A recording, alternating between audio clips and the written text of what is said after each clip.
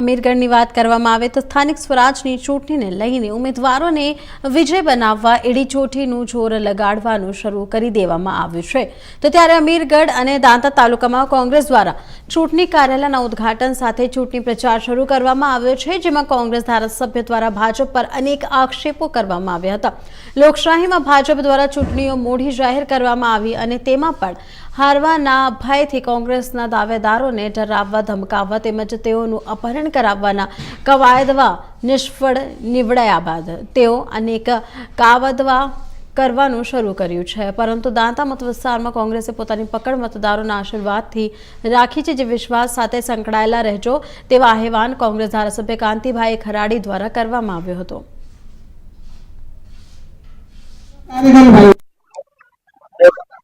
સવારથી જ આ ત્રીજું ઉદ્ઘાટન કરી રહ્યા હતા। પ્રચાર મારે શ્રી ગણેશ કર્યા શું કહેશો? બિલકુલ, આજથી જિલ્લા પંચાયત, તાલુકા પંચાયતના ચૂંટણીના શ્રી ગણેશ કરવામાં આવ્યા છે। આજે સવારથી જ દાંતા તાલુકા કોંગ્રેસ સમિતિના આજે કાર્યાલયનું ઉદ્ઘાટન કરવામાં આવ્યું। ત્યાંથી સીધા જ વિરમપુર કાર્યાલયનું ઉદ્ઘાટન કર્યું, અત્યારે અમીરગઢનું કર્યું ને સાંજે 6 વાગે હજુ પણ આગળ અંબાજી મુકામે જઈ રહ્યો છે, ત્યાં પણ કાર્યાલયનું ઉદ્ઘાટન કરી રહ્યો છું। સૌથી આજે મહત્વનું કે આજે અમે ચૂંટણી લડવાનું શ્રી ગણેશ કરી દીધા છે અને શ્રી ગણેશ કર્યા પછી લોકો વચ્ચે, જનતા વચ્ચે અમે જવાના છીએ।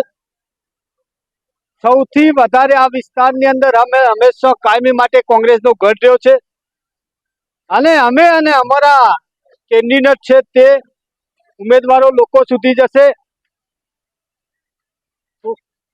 ભાજપ સરકારને જે નબળી નીતિ છે ઉજાગર કરશે ને કોંગ્રેસની સરકાર તો કોંગ્રેસની જિલ્લા પંચાયત, કોંગ્રેસની તાલુકા પંચાયત બનશે।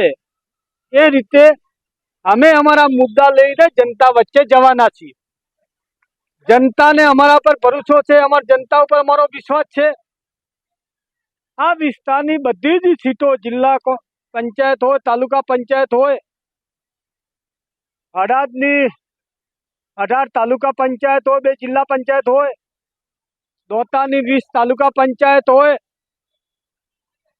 અને 4 જિલ્લા પંચાયત હોય, અમીરગઢ તાલુકાની 20 જિલ્લા તાલુકા પંચાયત હોય અને 2-4 જિલ્લા પંચાયતની હોય। આ બધી જ જિલ્લા સીટો અમે જીતવાના છે। લોકો વિશ્વાસથી અમે તાલુકા પંચાયત, જિલ્લા પંચાયત અમે આ વખતે લોકો વચ્ચે જઈને અમે તાલુકા પંચાયતને જિલ્લા પંચાયત બનાવશું।